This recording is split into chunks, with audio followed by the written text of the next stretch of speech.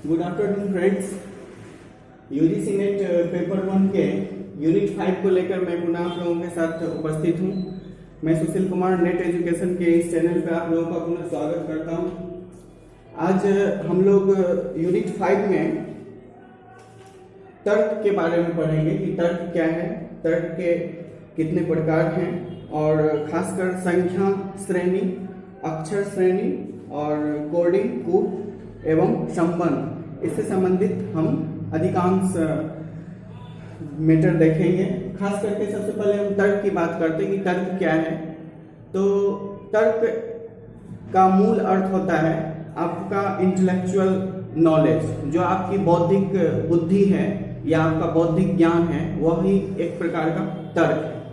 यह तर्क जो है यह हमें पूर्व की अवधारणाओं के आधार पर लगानी होती है, क्योंकि तर्क ज्ञान का वह पार्ट है जो किसी पूर्व के दिए हुए अवधारणाओं के अनुसार हम किसी नए या अच्छे प्रतिरूप का निर्माण करने के लिए करते हैं या उसके अनुरूप कुछ स्ट्रक्चर तैयार करते हैं। तो तर्क के बारे में हमारा यही कहना है कि हमारे पास जो भी एविडेंस दिया जाता है, पूर्व में जो भी साक्ष्य के रूप में प्रस्तुत किया जाता है, उस साक्ष्य के अनुरूप हम जब किसी नए सिरे को उसी रूप में व्यवस्थित करते हैं, सजाते हैं, तो यह एक प्रकार का तर्क होता है। तर्क को मुख्य रूप से एक अरस्तु के द्वारा, तर्कशास्त्र या तर्क को अरस्तु के द्वारा हम लोगों तक पहुंचाया गया है। यह वेस्टर्न फिलोसफी, वेस्टर्न लॉजिक्स के हिसाब से देखा जाए तो, परंतु इसके दूसरी तरफ अगर जॉन स्टुअर्ट मिल की बात आती है तो तर्कशास्त्र के अंतर्गत या तर्क के बारे में, तो उनका भी बहुत बड़ा योगदान है इस अंदर। हमारे सिलेबस के अकॉर्डिंग तर्क के प्रकार की बात हो रही कि तर्क है क्या, ये तो आप समझ गए, क्योंकि इससे पहले भी आप लोगों ने कभी इससे पहले जो तर्क लगाए होंगे रीजनिंग, जब भी आप देखते हैं कि अपने जीवन में किसी का बिहेव कुछ टाइप का होता है या किसी का एटीट्यूड पहले से कुछ होता है, तो उसके बेस पे आप कहते हैं अपने घर में, अपने परिवार में कि वही ऐसा कहा होगा, वही ऐसा किया होगा। ये आप क्यों कहते हैं? क्योंकि यहाँ पर क्या एक लॉजिकल मेथड है, क्योंकि ये आपका एक तर्क है, क्योंकि वह उसी तरह उसका बिहेव होता है जिसके अकॉर्डिंग आप कहते हैं कि वही कहा होगा, वही सुना होगा, वही समझा होगा, वही ऐसा कह सकता है। यही एक प्रकार का तर्क, अर्थात तर्क जो है बुद्धि का वह पार्ट है जो किसी पूर्व के साक्ष्य या बेस पर आधारित एक श्रृंखला होती है, एक सीरीज होती है, एक प्रतिरूप होता है, एक मान होता है। आइए हम चलते हैं तर्क के प्रकार के बारे में कि how many parts, types of the reasoning या how many types of logic. Then I want to say to all that type only two types. Reasoning only two types. One of them verbal and second non-verbal. अगर हम verbal की बात करते हैं तो यह एक oral भी कहला सकता है या मौखिक रीजनिंग कहला सकता है, और दूसरा जो होता है वो non-verbal या गैर मौखिक रीजनिंग होता है। अर्थात देखा जाए तो तर्कशास्त्र को दो भागों में बांटा गया है मुख्य रूप से, एक verbal रीजनिंग और दूसरा non-verbal रीजनिंग। तो रीजनिंग की बात कर रहे हैं हम यहाँ, तर्क के संबंधी जब भी बात आएगी तो एक रीजनिंग ही समझना है हमें, क्योंकि रीजनिंग के संदर्भ में ही हमारा सिलेबस है। यहाँ पे लॉजिक या तर्क शास्त्र की बात नहीं करेंगे, सिर्फ तर्क अर्थात रीजनिंग की बात करेंगे हम। तो मौखिक वर्बल रीजनिंग जो है इसके मुख्य रूप से तीन पार्ट, एक जनरल एबिलिटी सामान्य योग्यता, दूसरा लॉजिकल एबिलिटी एक तार्किक योग्यता, और थर्ड एनालिटिक एबिलिटी जो आपका अध्ययन योग्यता है या आपका विश्लेषण योग्यता है। और नॉन वर्बल का भी तीन पार्ट है, एक मिरर वाटर इमेज और एक फिगर मैट्रिक्स और एक पेपर कटिंग एंड फोल्डर्स। तो बेसिकली अगर देखा जाए तो तर्क को दो पार्ट में डिवाइड किया गया है, एक वर्बल और दूसरा नॉन वर्बल। तो नॉन वर्बल के जो पार्ट हैं mirror water, figure, mirror water image या फिगर मैट्रिक्स या पेपर कटिंग, ये सभी हमारे सिलेबस में नहीं है, इसलिए हम नॉन वर्बल को यहीं पढ़ के यहीं छोड़ देंगे। अब हम वर्बल की ओर चलते हैं। तो वर्बल का जो तीन पार्ट है, general ability and logical ability and analytic ability, इसमें से भी मुख्य रूप से हमारा जो 6 नंबर का यूनिट होगा, वह 6 नंबर का जो यूनिट होगा लॉजिकल एबिलिटी के लिए होगा। तो हम 6 यूनिट में यूजीसी नेट के पेपर 1 के यूनिट 6 में हम लॉजिकल एबिलिटी के बारे में पढ़ेंगे, जो statement, conclusion and Venn diagram and cause and effects के रूप में बांटा हुआ है। तो हम वेन डायग्राम को, कॉज एंड इफेक्ट्स को और स्टेटमेंट कंक्लूजन को लॉजिकल एबिलिटी में यूनिट 6 में पढ़ेंगे, जबकि अभी हमारे यूनिट 5 की जहाँ तक बात होती है तो इसमें जनरल एबिलिटी ही दिया हुआ है, तो हमें जनरल एबिलिटी को ही पढ़ना है। जनरल एबिलिटी के जो प्रकार हैं, जनरल एबिलिटी के 7 प्रकार दिया है हमने इसे, एक सीरीज के रूप में, एक कोडिंग के रूप में, third blood relation, fourth alphabetical text, और 5 डायरेक्शन दिशा, और 6 क्लासिफिकेशन अर्थात वर्गीकरण या बंटवारा, और रैंकिंग ऑर्डर, जिसमें से हमें हमारे सिलेबस में सीरीज भी है, कोडिंग भी है, ब्लड रिलेशन भी है, अल्फाबेटिकल टेक्स्ट भी है, और but direction and classification and ranking orders हमारे सिलेबस में नहीं है, तो हम इसे नहीं पढ़ेंगे। तो अगर ओवरऑल देखा जाए तो रीजनिंग के जो भी पार्ट हैं उस पार्ट में मुख्य रूप से हमें वर्बल रीजनिंग पढ़ना है, और वर्बल रीजनिंग के अंतर्गत भी हमें यूनिट 5 में जनरल एबिलिटी पढ़ना है, और जनरल एबिलिटी में हमें सीरीज, कोडिंग, ब्लड रिलेशन ही पढ़ना है। जबकि इसके प्रकार जो है लॉजिकल एबिलिटी के, इसको यूनिट 6 में पढ़ेंगे, और एनालिटिक एबिलिटी जो है, जो पजल या चैटिंग अरेंजमेंट या और भी कुछ पार्ट, इसे हम अभी नहीं पढ़ेंगे। बस हमें जान लेना है कि रीजनिंग के मुख्य रूप से 2 पार्ट होते हैं, उन 2 पार्टों के 3-3 पार्ट होते हैं, और हमको जनरल एबिलिटी पढ़ना है। इसे आप याद रखिएगा, हो सकता है टाइप्स ऑफ रीजनिंग जो पूछा है तो हो सकता है इससे प्रश्न आ सके कि वर्बल रीजनिंग और नॉन वर्बल रीजनिंग, ये 2 प्रकार के, कितने प्रकार के रीजनिंग होते हैं, और वर्बल के क्या पार्ट, कितने पार्ट होते हैं, और नॉन वर्बल के कितने पार्ट होते हैं, यहाँ तक प्रश्न पूछा जा सकता है, इसलिए हमने इसे लिख दिया है। अब हम सीरीज की बात करते हैं, जो हमारा जनरल एबिलिटी में सीरीज है। यह सीरीज एक श्रेणी के रूप में है, जो अंक के सीरीज के रूप में भी है, संख्यात्मक numerical series and alphabetical series भी है। तो इसमें भी हम दोनों दिया हुआ है हमारे सिलेबस में, तो हम दोनों को पढ़ते हैं, एक न्यूमेरिकल सीरीज को और एक अल्फाबेटिकल सीरीज को। तो एट फर्स्ट हम न्यूमेरिकल सीरीज की बात कर रहे हैं कि न्यूमेरिकल सीरीज में क्या है। इसके अकॉर्डिंग हम एक प्रश्न लिए हैं जिसमें लिखा हुआ है 2, 4, 7, 11, 16 और 22। यह एक क्रम में लिखी हुई संख्याएं हैं, और एक ऐसा एक स्पेस लास्ट का छूटा हुआ है जहां पर इन संख्याओं की सीरीज से ही रिलेटेड कोई और संख्याएं यहाँ होती जिसे नहीं लिखा हुआ है, इसे हमें जानना है। तो इस तरह के और भी सारे प्रश्न हैं जिसे हम करके अब दिखा रहे हैं, आप लोग ध्यान से इसे देखिएगा। और हम बेसिकली अब हम सीरीज पढ़ रहे हैं, फिर कोडिंग, ब्लड रिलेशन पढ़ेंगे। इसको हम हटा सकते हैं।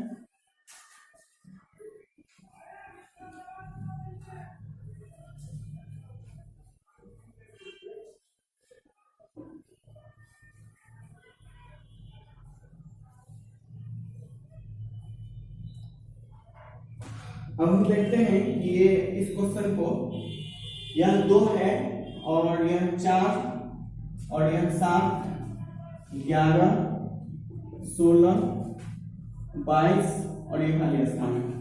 तो हमें यह देखना है कि किस सीरीज में इस संख्याओं को रखा गया है। तो 2 से 4 के बीच में हम देखते हैं कि 2 का इंक्रीजमेंट है, और फिर यहाँ पर +3 का है, फिर यहाँ पर +4 का है, फिर यहाँ पे +5 का है, और फिर यहाँ पे +6 का है, और फिर यहाँ +7 का होना चाहिए था, अर्थात यहाँ पे हमारा +7 हो जाएगा। 22 + 7 = 29। तो ये हमारा आंसर हो गया।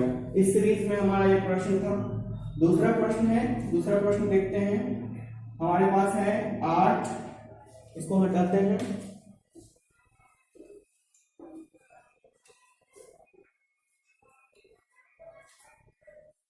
ध्यान से देखते रहिएगा, क्योंकि अभी जो भी न्यूमेरिकल एबिलिटी है इसे आपको जब तक देखिएगा नहीं तब तक नहीं समझिएगा। हम कोशिश कर रहे हैं कि आपको आसानी से समझा दें, और आपकी समझ में अगर नहीं आती है, किसी प्रकार की समस्या होती है तो हमें बताएं, ताकि हम इसमें कुछ इम्प्रूवमेंट ला सकें। दूसरा क्वेश्चन है 8, 14, 26, 48, 98, 194 और 386। इसमें हम देखते हैं इससे इसका क्या कनेक्शन है। अगर हम प्लस की ओर चलते हैं तो 14 में से 8 को अगर हम घटाते हैं तो ये किस रूप में है,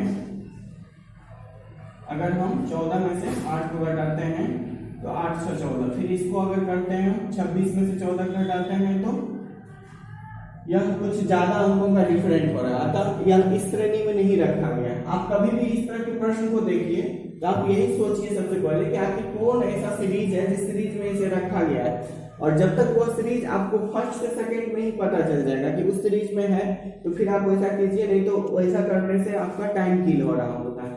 इसको फिर दूसरी तरह से देखते हैं, जैसे 8 गुना 16 और -2, तो इंटू 2 और -2, अगर इंटू 2 और -2 किया जाए तो 8 गुना 16 में से 2 जाएगा तो 14। फिर इसको देखते हैं, 14 गुना 28 और -2 26 आ रहा है, इसका मतलब शायद ये इसी सीरीज में। फिर यहाँ गुना 2 -2, फिर इस तरह से यही सीरीज में हम अपनाते जाएंगे। तो हमारा सीरीज यहाँ देखना है हमको, इस प्रश्न के अकॉर्डिंग हमें यह कहा जा रहा है कि इनमें से कोई ऐसी संख्याएं हैं जो इस सीरीज में एडजस्ट नहीं है, अर्थात कोई ऐसी संख्याएं हैं जो इस सीरीज के अंतर्गत नहीं आती है। तो ऐसी कौन सी संख्या है उसे चुनना है हमको। इसको जब हम करते हैं 26 गुना 2 तो कितना हो रहा है 52, इसमें से अगर हम 2 माइनस करते हैं तो हमें होना चाहिए 50, जबकि यहाँ दिया हुआ 48, अर्थात यहाँ पे होना चाहिए 50। तो यही शायद गलत है, क्योंकि आगे का भी चेक कर लेते हैं फिर। तो 50 गुना 2 और -2, तो ये हो गया हमारा 100 और -2 98, सही है। फिर 98 के आगे भी चेक कर लेते हैं, 98 गुना 2 196 -2 194, यह भी सही है। इस तरह से हम देखते हैं तो आंकड़ा सभी सही है, परंतु यह गलत है, अर्थात यहाँ 48 की जगह पे 50 होना चाहिए। तो नंबर सीरीज से ऐसे ही प्रश्न आते हैं जो एक सीरीज में बटा हुआ रहता है, जिसका या तो शुरू का या बीच का या लास्ट का कहीं अंक खाली होता है, उसे फिल करना पड़ता है, या कोई ऐसा सीरीज होता है जिसमें कोई नंबर होता है जो अल्टरनेटिव होता है, अच्छा नहीं एडजस्ट नहीं रहता है, व्यवस्थित नहीं रहता है, उसे हमें ढूंढना पड़ता है कि ऐसा कौन सा सीरीज है जो इस रूप में व्यवस्थित नहीं है, जो ऐसा कौन सी संख्या है जो इस रूप में व्यवस्थित नहीं है। तो इस तरह से नंबर का जो सीरीज है वो लगभग इसी प्रकार से ऐसे ही प्रश्न नंबर सीरीज में पूछे जाते हैं।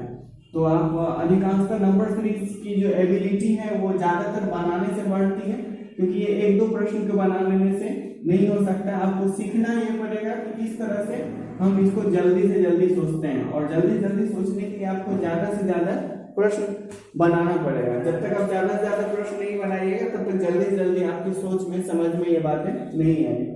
अब हम दूसरा प्रश्न देखते हैं। एक नंबर सीरीज से 2 पार्ट हो गया, एक नंबर न्यूमेरिकल सीरीज और एक लेटर सीरीज। तो हम लेटर सीरीज की बात करते हैं। लेटर सीरीज में एक प्रश्न दिया हुआ है,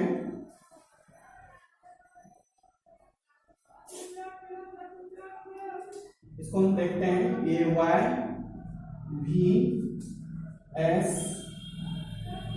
P M J व्हाट, इसको हमें बनाना है। इसको आप इंग्लिश में जब भी आपका लेटर अल्फाबेटिकल आपका सीरीज आता है तो आपको इसको बनाने से पहले आपको एक अल्फाबेटिकल चार्ट जो होता है ABCD का वो आपको याद रखना पड़ेगा, क्योंकि उसी के अकॉर्डिंग आप इसको बना सकते हैं या कर सकते हैं, अन्यथा यह आपको बहुत ज़्यादा भारी लगेगा या आप बनाने में असमर्थ हो सकते हैं। वैसे तो आप गिन सकते हैं कि y से b का कितना दूरी है, कैसे है, परंतु अगर आपको डायरेक्ट याद रहता है तो शायद अंक में आ जाने से यह ज़्यादा आसान होता है। लेटर में जब तक रहता है तब तक यह टफ रहता है, लेकिन जैसे ही अंक में आ जाता है तो यह ज़्यादा आसान हो जाता है। तो अंक में लेने के लिए हमें याद रखना, उसके लिए हम 2 बातें आप लोगों को बताना चाहते हैं। जो ABCD होता है हमारा ABCD EF GHI, इसको आप लोग याद रखना होगा। किन्हीं को लगता है कि ये कैसे याद रखें तो उसके लिए भी हम बता देते हैं, उसके बाद आप बनाइएगा। इसको आप ABCD का 0 लेवल से हम बता रहे हैं, जैसे कि A B C D E F G H I J K L M N O P Q R S T U V W X Y Z। अगर इस सीरीज में आप लिख लेते हैं ABCD को, तो यह नॉर्मली याद रखने के लिए आप देखिए 1 2 3 4 5 6 7 8 9 10 11 12 13 14 15 16 17 18 19 20 21 22 23 24 25 26। इस सीरीज में आप याद रखिए। अगर आपको तब भी याद करने में दिक्कत होता है तो आप जनरली बचपन से हम लोग पढ़ते हैं ABCD, तो जनरली ABCD EF ये जो कुछ नंबर है इसको नॉर्मली 1 2 3 4 5 याद रहता हो।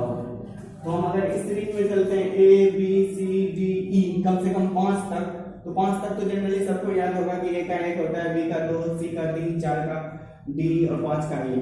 अब हम यहाँ से एक स्ट्रक्चर देखते हैं, याद करने के लिए हम बता रहे हैं ताकि कैसे याद किया जाए, क्योंकि ये और इसका अपोजिट ये दोनों जब याद रहेगा तभी आप लेटर से जुड़े हुए सीरीज को आप बना सकते हैं। इसलिए हम इसको समझा रहे हैं। हो सकता है हम 0 से समझा रहे हो, अगर आप लोगों को पहले से आता है तो बहुत अच्छी बात है, नहीं आता है तो कोशिश कीजिए कि आप 0 लेवल से हम समझा रहे हैं, आप समझिए कि कहाँ गलती होती है, क्या कमी है हम लोगों में। अब हम 6 की बात करते हैं, तो 6 का जब हम एक स्ट्रक्चर देखते हैं तो इस तरह से दिखता है, यह 6 है। और अगर हम F को देखते हैं तो इस तरह से ही दिखता है। तो कहीं ना कहीं F को और 6 को देखिए तो एक जैसा फील होगा। इससे आप 6 को याद कर सकते हैं हमारे हिसाब से शायद। और G जो है हमारा G वो 7 प्रकार के टेस्ट को जानता है। इससे आप G को 7 के रूप में याद कर सकते हैं शायद, क्योंकि जीभ जो होता है हमारा जीभ वो बहुत सारे स्वाद को समझने के लिए होता है। इसको आप ऐसे समझ लीजिए 7 प्रकार के टेस्ट को जानने के लिए जी होता है। आपको हम ये याद करा रहे हैं, 100% याद हो जाएगा स्वतः। अब हम H की बात करते हैं तो H को आप देखिए तो H ऐसा दिखता है। और जब हम 8 को हम देखेंगे तो H को ही लिखते हैं और बीच में एक यहाँ और एक यहाँ देते हैं, यह 8 होता है। तो H जो है वो 8 के फिगर में दिखता ही है, F जो है वो 6 के फिगर में दिखता है। I जो है जब हम I लिखते हैं कैपिटल में बड़ा में तो I हम ऐसा लिखते हैं, ऑटोमेटिक 9 है, देख लीजिए आप। 10 की बात करते हैं तो जब 10 लिखते हैं हम तो इस तरह से ऐसे देते हैं और ऐसे देते हैं और 0 देते हैं। इसी को अगर पलट के देखिए तो ये ऐसे है और इसको इस तरह से पलट दीजिए तो ये 10 में ही J छुपा हुआ, देखिए 10 में ही J छुपा हुआ दिखेगा आपको। 11 की बात करते हैं तो K का जो 1 है वो इस 1 को इंडिकेट कर रहा है और दूसरा जो इसका 1 है वो हाफ इधर और हाफ इधर। इस तरह से देखिए तो 11 को K के रूप में हम देख सकते हैं। अब अगर हम 12 को देखने की बात करते हैं तो यहाँ देखिए यहाँ 12 लिखा हुआ है, तो यह जो L है हमारा L, इसको हम 2 समझ सकते हैं, देख लीजिए 2 12। ये आप इसको फिर से देखिए, ये जो हमारा L लिखा हुआ है अभी 12 एंड L, तो L को हम 2 बना सकते हैं, बन गया और 1 12, अर्थात L जो है वो 12 के रूप में दिखता है। आप ऐसे भी याद कर सकते हैं। और यहाँ देखिए ये जो 3 होता है वो इस तरह से या इस तरह से, इसको इस तरह से नहीं लिखे, बस ऊपर से नीचे की ओर अगर लिखा जाए तो यही 13 जो है ये अगर पलट दिया जाए इसे 13 देखिए, ये n के स्ट्रक्चर के रूप में। कहीं ना कहीं सब अंकों का जो स्ट्रक्चर है वो उसी रूप में दिखता है। आप वर्बली इसे भी आप याद कर सकते हैं, ऐसे भी याद रह सकता है। और जस्ट इसका अपोजिट अब m है, n 14 हो गया। ओ को आप ऐसे ही वर्बली 15 के रूप में याद कर लीजिए। और p में भी जो p है या एक इस तरह से देखिए तो p दिख रहा है, लेकिन इसको थोड़ा सा ऐसे करें 6 दिखेगा, तो यहाँ 16 इसमें दिख रहा है। q 17 जो है वो क्यों एक वर्ड के रूप में आप 17 को ऐसे ही कुछ वर्ड ऐसे ही याद कर, कुछ वर्ड और लेटर ऐसे ही, कुछ लेटर ऐसे भी हैं संख्याएं जिसे आप अपने नाम के अनुसार भी याद रख सकते हैं। मोहन, सोहन, रोहित, अभिनव इत्यादि के नाम से भी याद रख सकते हैं। 8 का 18 देख लीजिए आप, यहाँ 8 के रूप में यहाँ भी थोड़ा सा दिखता रहता है, इसलिए यह 8 जो है वो 18 के रूप में होता है। अधिकांश लोगों के नाम आर और एस से होते हैं, इस तरह से 18 और 19 तो ऐसे भी याद हो सकता है, क्योंकि आर और एस से लगभग 50% नाम ए से जेड तक में आर और एस से ही होते हैं। T20 की बात करते हैं, अभी क्रिकेट देखते हैं आप लोग, यार इंटरेस्टेड हो या नहीं हो, T20 क्रिकेट होता है, तो T से 20 को याद कर लीजिए। फिर अब यू को देखिए, एक सिंगल वर्ड ऐसे है तो यह 21 है। और यहाँ जीत की बात है, हम लोग जब भी डबल तो डबल 2 की बात करेंगे, जब जीतते हैं दो लोगों को साथ में लेकर जीतते हैं, तो ये भी है हमारा। फिर यहाँ पर जब हम इस तरह से करते थे तो यह 13 होता था एम, और अगर इसी का अपोजिट करेंगे तो यह 23 हो जाएगा। 13 और 23 देख लीजिए डिफरेंट, 13 और 23 में इस तरह से आप याद कर सकते हैं इसको। और इधर से जिस तरह से शुरू में 5 लेटर को आप ऐसे याद कर सकते हैं, अपोजिट में भी 26, 25, 24 XYZ को याद कर सकते हैं। इस तरह से याद करने में ये लेटर आपको लाभदायक हो सकता है। अब हम इसके अपोजिट की बात करते हैं। कभी भी अगर आप इस तरह से लिखते हैं तो ऑटोमेटिक इसके अपोजिट्स भी आपको याद हो जाएंगे। ये जो अपोजिट्स हैं इसको याद रखना भी उतना ही इम्पोर्टेंट है। एज एग्जाम्पल, जैसे कि 8 के अपोजिट लेटर क्या हो, 8 का मीनिंग, अगर अब 8 का मीनिंग हमको याद आ रहा है कि H की तरह था, S की तरह था, यानी कि अगर हमको याद आ गया कि H था, अब इसके अपोजिट भी हमको याद रखना है। तो अपोजिट याद रखने के लिए हम क्या करेंगे, 27 और माइनस वो लेटर जो हमारे पास था जिसकी हम अपोजिट ढूंढ रहे हैं। तो 17 में से 8 गया, 9 और 1 19, इसके अपोजिट 19 होगा। और 19 का डिजिट अगर हमको याद हो जाए कि S होता है तो ऑटोमेटिक हम जल्द से जल्द समझ सकते हैं कि H का अपोजिट S होगा।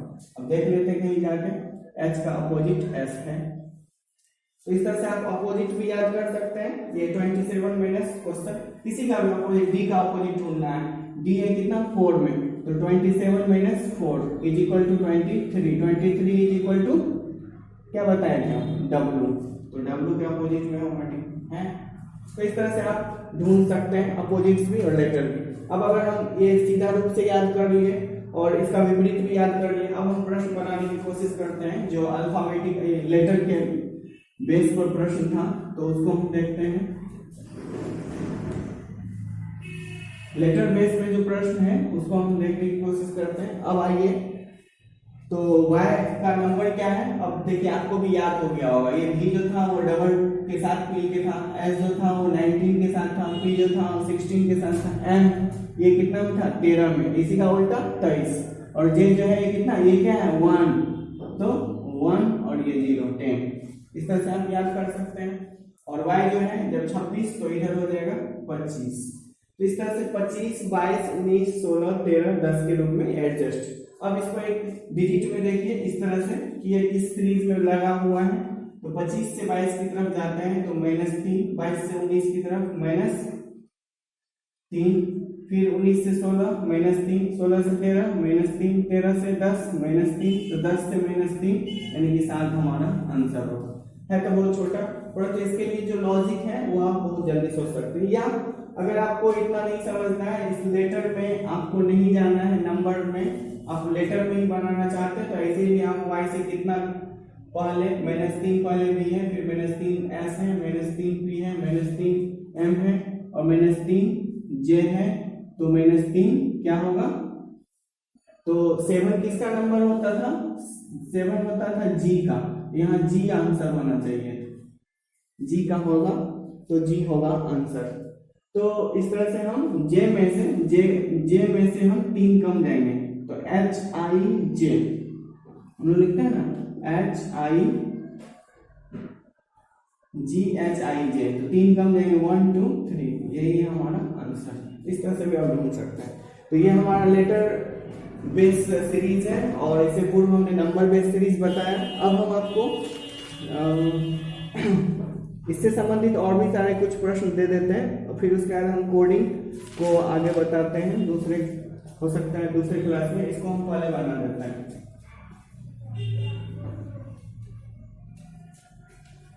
एक दूसरा एग्जांपल लेते हैं, जैसे एक है क्वेश्चन है हमारे पास a और z और फिर है b और y और फिर है c और x और नेक्स्ट बॉक्स इसका खाली है, यहाँ कौन सा फिल करना है इसको देखना है। तो इसको देखने के लिए आप देख सकते हैं यहाँ पर क्या हो रहा है, तो a से b की तरफ जा रहे हैं तो हमको +1 हो रहा है और z से y की तरफ जा रहे हैं तो -1 हो रहा है, y z y -1। तो b के बाद फिर प्लस जाएंगे c होगा, ठीक है। और फिर इस तरह से ये एक प्लस और एक माइनस के सीरीज में अगर हम जाते हैं, इस तरह से एक माइनस और एक प्लस के सीरीज में अगर हम जाते हैं b c के बाद क्या होगा हमारा d होगा। तो नेक्स्ट जो होगा हमारा d होगा और इधर y -1 y फिर -1 x फिर -1, x में से -1 हो गया आपका w, ये हमारा आंसर हो गया। दूसरा एक सीरीज है, दूसरा क्वेश्चन है DEF, जैसे है DEF और फिर HIJ और फिर है MNO और उसके बाद एक स्पेस है, यहाँ क्या होगा आपको देखना है। तो DEF HIJ MNO को इस सीरीज में आप देखिए कि यहाँ से यहाँ तक का क्या डिस्टेंस, क्या किस सीरीज में जा रहा है ये सब। तो D से हम चलते हैं H की ओर, D से H की ओर चलेंगे क्या आएगा DEFGH +4, फिर E से चलते हैं I की ओर 5 और इधर 9 है तो +4, फिर इसमें चलते हैं तो कितना आ रहा है F 6 और इधर 10 है +4 आ रहा है। तो इस तरह से हम इधर गए +4 और फिर यहाँ से चलते हैं H से M की ओर, H के बाद IJKLM +5, फिर इसमें I से N की ओर 9 और यहाँ पे 14 फिर +5, तो इस तरह से +4 +5 और यहाँ पे क्या हो जाएगा +6। तो M पे +6 करेंगे तो क्या होगा NOPQRS, तो ये होगा हमारा S T and U, क्योंकि M के बाद +6 ये हो गया, N के बाद +6 ये हो गया और N के बाद +6 ये हो गया। इस तरह से ये भी हमारा, तो इस तरह से हमारा जो लेटर है वो इसी तरह से सीरीज में आ सकता है। एक और क्वेश्चन हम देखते हैं जो बहुत इंपॉर्टेंट है, इस तरह के प्रश्न पूछे जाते हैं सीरीज में। ये क्वेश्चन है हमारे पास कि AB space BC space BCB space BCB फिर स्पेस, इस तरह से एक सीरीज है। इसको जो ब्लैंक स्थान है, इसको खाली स्थान है उसको हमको ढूंढना है। यहाँ कहीं ना कहीं आपको दिख रहा है ABC करके, जैसे कि ABC यहाँ दिख गया, ABC यहाँ दिख गया, तो कुछ आप यहाँ सोचिए कि यहाँ हमको क्या दिख रहा है, डबल A भी दिख रहा है, कहीं ना कहीं आपको डबल A भी दिख रहा है। तो डबल A और B, डबल A से पहले क्या है, यहाँ पे डबल A से पहले क्या है B, तो इसी तरह से यहाँ आप B बैठा सकते हैं। फिर आपको यहाँ कहीं आपको दूसरा पॉइंट में जैसे डबल A BC दिख रहा है, तो डबल A BC, यहाँ BC है डबल A नहीं है तो यहाँ पे A दे सकते हैं, हो गया डबल A BC इस सीरीज में। फिर इसका और भी व्यू देखिए, कहीं ना कहीं से कुछ नया चीज मिलेगा जो एक नए स्थान को फिल कर रहा होगा। जैसे ABCB, कहीं ABCB दिखा, ABCB फिर ABCBA, तो ABCBA, तो यहाँ पे A हो गया हमारा। अब हमारा क्या बचा ये, इसको देखते हैं। ये डबल A से पहले B है, कहीं डबल A से पहले B आ रहा है, डबल A से पहले B, तो उससे पहले क्या होता है C, ठीक। तो लेकिन दो B के बीच में एक C है, तो दो B के बीच में हमेशा C है, दो B के बीच में हमेशा C है, दो B के बीच में हमेशा C है, बीच में C है, तो यहाँ भी दो B के बीच में क्या होगा C। तो इस तरह से हमारा आंसर हो गया वो C B A और A। तो इसी तरह से हमारे लेटर जो है ये बहुत इंपॉर्टेंट प्रश्न है, इस तरह के प्रश्न आते हैं। तो हम आशा करते हैं कि आप लोगों को यहाँ तक समझ में आ गया होगा। और अभी अब इसके जो कूट हैं और रिलेशनशिप हैं, इसको हम अभी दूसरे वीडियो में आप लोगों को रख रहे हैं। तब तक के लिए आप यहाँ तक समझिए। Thank you for all watching my videos.